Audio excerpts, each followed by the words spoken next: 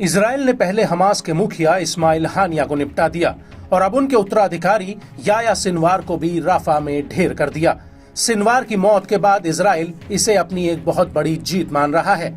वहीं दूसरी तरफ लेबनान का हिजबुल्लाह नसरल्लाह की मौत के बाद घायल शेर की तरह इजराइल के ऊपर ताबड़तोड़ हमले कर रहा है। हिजबुल्लाह ने युद्ध शुरू होने के बाद से इजराइल के भीतर कई बड़े हमलों को अंजाम दिया, जिसमें आईडीएफ को तगड़ा नुकसान हुआ है। और इसी कड़ी में अब हिजबुल्लाह के लड़ाकों ने आईडीएफ पर एक बहुत बड़ा अटैक किया है। दरअसल इजरायली ब्रॉडकास्टिंग कॉरपोरेशन के अनुसार लेबनान के बॉर्डर इलाके में एक गांव के भीतर एक बिल्डिंग पर आईडीएफ के जेट्स ने कई बार हमले किए थे और उसके बाद छानबीन करने के लिए बिल्डिंग में जब इजरायली सैनिक घुसे तो रिपोर्ट्स के मुताबिक वहां पहले से ही हिजबुल्लाह के लड़ाके मौजूद थे, लेकिन किसी तरह वो बिल्डिंग की छत पर पहुंच गए और वहां से उन्होंने आईडीएफ के जवानों के ऊपर फायरिंग कर दी। इस हमले में एक कंपनी कमांडर समेत 5 इजरायली अधिकारियों के मारे जाने की खबर है और बड़ी संख्या में इजरायली सैनिक घायल हुए हैं, जिनमें से 9 गंभीर रूप से घायल हैं।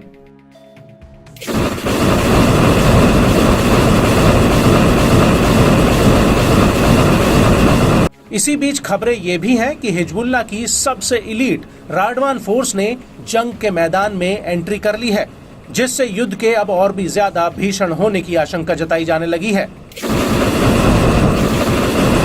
आपको बता दें कि जब हिजबुल्लाह के लड़ाकों ने ये हमला किया तो उस वक्त रफा के अल रयान इलाके में अल कासिम ब्रिगेड ने भी आईडीएफ के ऊपर एक बहुत बड़ा अटैक कर दिया।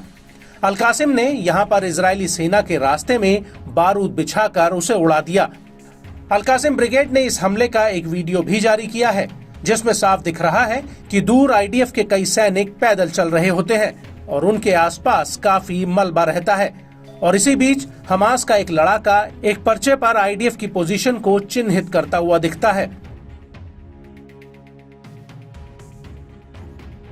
और फिर ये लड़ाका आईडीएफ के जवानों को टारगेट पर लेता है और उसके कुछ ही सेकंड बाद जमीन के नीचे से जोरदार ब्लास्ट होता है, जिसमें चारों तरफ धुआं ही धुआं फैल जाता है। इसके बाद आईडीएफ के जवान वहां से भागने लगते हैं।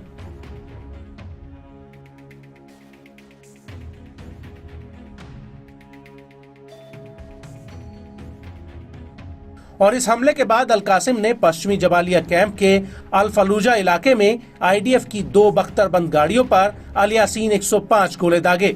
अल कासिम का कहना है कि उसने जबालिया कैंप में आईडीएफ के ऊपर एक और बहुत बड़ा हमला किया।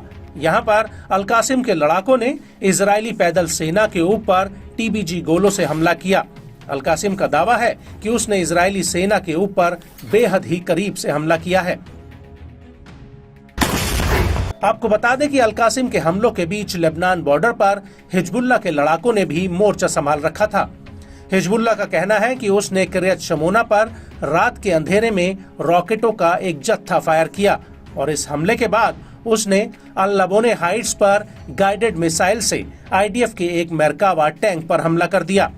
हिजबुल्लाह का दावा है कि इस हमले में टैंक के चालक दल को तगड़ा नुकसान हुआ है।